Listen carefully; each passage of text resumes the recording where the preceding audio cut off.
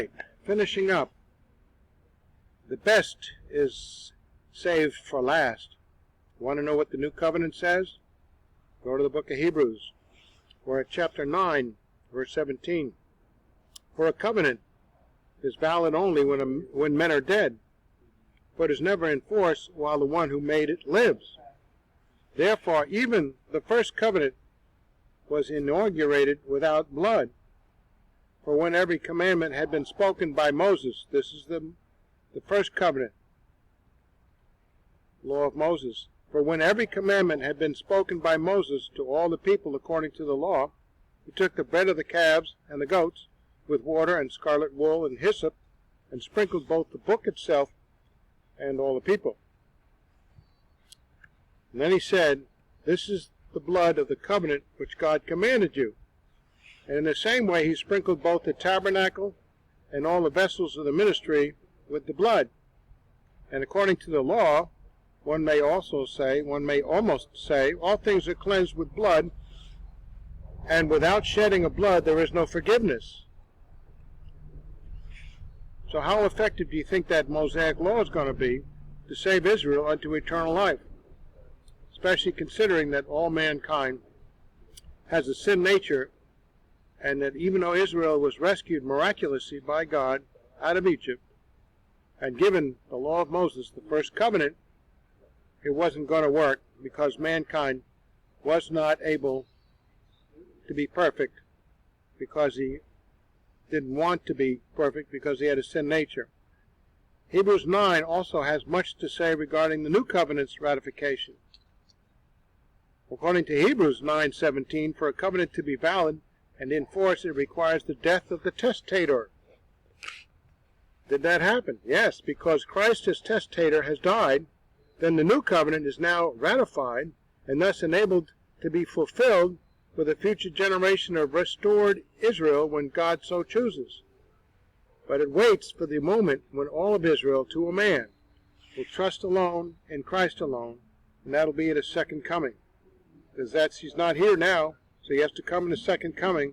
And when he comes in the second coming, the millennial rule will begin, and it will begin with God's chosen people as the priesthood of the world. Furthermore, since Christ's death, benefits have been available for the rest of mankind who are not parties to the new covenant through his substitutionary atonement for all mankind. And even before Christ's death, benefits were made available to the saints who died before the cross to go to paradise and stay there until the promise was fulfilled for a propitiatory sacrifice for all mankind since Adam and Eve, which is all mankind. Hebrews 9:18-22 indicate that the former old covenant of the law was ratified based on a blood ceremony. In fact, the words, this is the blood of the covenant, that are quoted in verse 20 are taken from Exodus 24:8 and refer to God's inauguration of the Mosaic Covenant with Israel at Sinai. These words parallel Christ's words, which are quoted in Hebrews 9:20 from Matthew 26:28. This is the blood of the covenant, which is poured out for many for the forgiveness of sins. Obviously, in the first covenant, it was poured out from animals, but we need the covenant of a human, a perfect human, Jesus Christ. The writer of Hebrews uses these express and implied references to the Mosaic Covenant and the Upper Room Discourse to show that just as blood ratified the Mosaic Covenant, Christ's blood ratified the New Covenant in order to justify God's unilateral making and fulfillment of a future New Covenant exclusively with a future generation of Israel, which substitutionary atonement included the salvation of all of mankind through faith throughout the ages past, present, and future, which the latter group of people are not party of that new covenant. Only Israel, that future generation, even Israel today, is not party to that covenant. Thus, verses 18-22 of Hebrews, chapters 9, indicate that benefits have been forthcoming as a result of the forgiveness of sins from all of mankind via the shed blood of Jesus Christ, who is the mediator between God and a future Israel via the new covenant, which was ratified in his blood and now awaits fulfillment with that future generation when the time comes in accordance with the sovereignty of God. Note that the benefits for believers in view in the book of Hebrews of the church age, and even from the beginning of creation after the fall as well, are not the same as what is stipulated for the parties of the new covenant in Jeremiah 31, 31 and 34, not the least of which is a promised land for God's chosen people. The church doesn't have a promised land. And also look at Ezekiel 36, 24 to 27. They corroborate one another, and all of the New Testament and Old Testament corroborates each other on this point of the new covenant, at all the points. For example, believers in the church age, Jews and Gentiles, have been persecuted and dispersed as opposed to a future generation consisting exclusively of Israelites having been gathered from all over the earth to occupy, own, and prosper in the land promised to the forefathers of Israel, the promised land beginning with Abraham. And according to the book of Hebrews, those same persecuted believers have also not matured in the doctrines of the faith, nor lived faithful lives as opposed to the future generations of Israelites, having a full and perfect knowledge and faithfulness to God's laws, as stipulated in their fulfillment of the new covenant. Move on to Hebrews chapter 10. Can you get any more corroboration than this? For the law, since it has only a shadow of the good things to come, and not the very form of things, can never, by the same sacrifices, the animal sacrifices, which they offer continually year by year, make perfect those who draw near. Otherwise, would they not have ceased to be offered, because the worshippers, having once been cleansed, would no longer have had consciousness of sins. But in those sacrifices there is a reminder of sins year by year. For it is impossible for the blood of bulls and goats to take away sins. Therefore, when he, Christ, comes into the world, he says, "Sacrifice and offering you have not desired, but a body you have prepared for me. In whole burnt offerings and sacrifices you have taken no pleasure." Then I said, "Behold, I have come. In the scroll of the book it is written of me to do your will, O God." Psalm 40 and 6 to 8. He's quoting Psalm 40, 6 to 8. Next verse, after saying above sacrifices and offerings, Psalm 40 and 6, and whole burnt offerings and sacrifices for sin you have not desired, nor have you taken pleasure in them, which are offered according to the law. Then he said, "Behold, I have come to do your will." Psalm 47. Let's take a look at Psalm 46 and 8.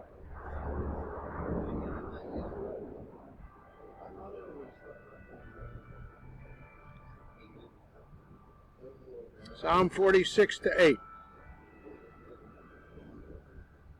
NASB okay with you? It's an excellent translation. Psalm 46 to 8.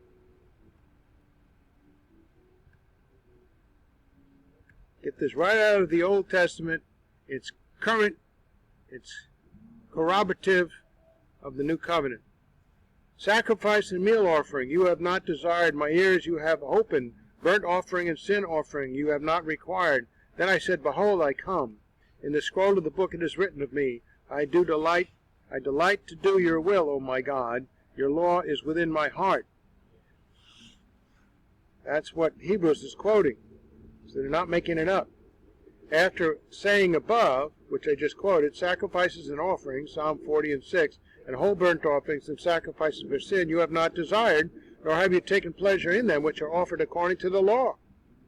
And then he said, "Behold, I have come to do your will," Psalm 40 and 7. He takes away the first in order to establish the second. He takes away the first covenant, the law, to establish the second, the new covenant, by the sacrifice of Christ and Christ alone, once for all. By this will, we have been sanctified through the offering of the body of Jesus Christ. There it is, once for all. Every priest stands daily ministering and offering time after time the same sacrifices which can never take away sins. But he, Christ, having offered one sacrifice for sins for all time, sat down at the right hand of God. Look at that in Psalm 110:1. And waiting from that time onward until his enemies be made a footstool for his feet. Psalm 110:1. The gospel is right there, folks. Hebrews 10:14. For by one offering he, Christ, is perfected for all time those who are being sanctified. That's the basis of the new covenant, which is exclusively partied to the house of Judah and the house of Israel, with God. However, benefits go for all mankind. That substitutionary atonement is for all mankind. Trust alone in Him alone, and you have eternal life in the kingdom of God to work out your salvation in this temporal life, get rewarded in heaven, and then serve the Lord because of the new covenant, which is going to be fulfilled with Israel, God's chosen people, and spill out over all of humanity because Christ died for all mankind. So there is presented here in Hebrews chapter 10 the result of the ratification of new covenant, not its fulfillment as some contend, but the author of Hebrews refers to the temporary and repetitive nature of the sacrifices under the law, the old covenant, that can never take away sin, versus the offering of the body of Jesus Christ once for all mankind, which offering serves as the ratification of the new covenant in anticipation of its fulfillment with a future generation exclusively of Israelites. So the old generations that have long since gone and continue to exist right now, of course, they're not parties to that covenant. Only that generation, to a man, when Christ comes again, which is very shortly, it seems, will be that chosen people once again, as it says in Hosea chapter 1, I think it's 10. So the offering of Christ's body and blood was to take away sins, the basis upon which God will unilaterally and justly fulfill His new covenant with a future generation of Israel. This offering includes the forgiveness of sins and sacrifice unto eternal life for not only that future generation, but for all of mankind from the beginning of creation after the fall. The latter who are not party to the new covenant, but nevertheless benefit from Christ's sacrifice that applies to them outside of the new covenant. Hebrews 10:15, and the Holy Spirit also testifies to us, for after saying, this is the covenant that I will make with them, Israel and Judah, after those days, says the Lord. That's Jeremiah 31. I will put my laws upon their, Israel's and Judah's heart, and on their mind I will write them. See, the heart and the mind are the same thing, talking figuratively, poetically, not the organ that pumps blood. Jeremiah 31:33 he's quoting from. He then says, and there Israel's and Judah's sins and their lawless deeds I will remember no more. Jeremiah 31:34. Corroborates Old and New Testament. With Hebrews 10:1-14 in view, relative to the once-for-all sacrifice of the body of Jesus Christ for sins, which verses imply that all believers in Christ receive forgiveness of sins by faith in His sacrifice, the author of Hebrews again quotes Jeremiah 31:33-34 and draws the conclusion for Hebrews 10:15-17, which follows, that the one-time sacrifice for the sins of all mankind by Jesus Christ will provide forgiveness of sins for not just a future generation of Israel and Judah, as a result of God's unilateral fulfillment of the new covenant as stipulated in Jeremiah 31:31-34. But Christ's atonement brings to anyone of any time frame who believes in Him forgiveness of sins, because His atonement has in view all humanity of all time frames. On the other hand, this does not mean that the new covenant benefits blessings that a future generation of Israel and Judah will receive, such as the perfect knowledge of the laws of God and perfect obedience to them without sin. That's not my salvation experience. That's Israel's in the future. That's not anyone's until Israel fulfills and receives the fulfillment of the new covenant through Christ's atonement. Now, I believed in Christ and received His eternal life, but I didn't get sinless perfection and a perfect knowledge of the Bible. It's hard enough to study this. With such as a perfect knowledge of the laws of God, perfect obedience to them without sin, that's Israel, and they will also be received by individuals from other time frames, the eternal life. This was not stipulated in the book of Hebrews, nor anywhere else in Scripture relative to those of the body of Christ, the church. They're not parties to it. Benefits afforded each individual in these other time frames and other peoples when he believes, for each individual as he believes, vary in accordance with the individual, his group of people, and his time frame, as Scripture stipulates. Hebrews 12:18. For you have not come to a mountain that can be touched, and to a blazing fire, and to darkness and gloom and whirlwind, and to the blast of a trumpet, and the sound of words, which sound was such that those who heard begged that no further word be spoken to them, for they could not bear the command. If even a beast touches the mountain, it will be stoned. And so terrible was the sight that Moses said, I am full of fear and trembling. But you have come to Mount Zion,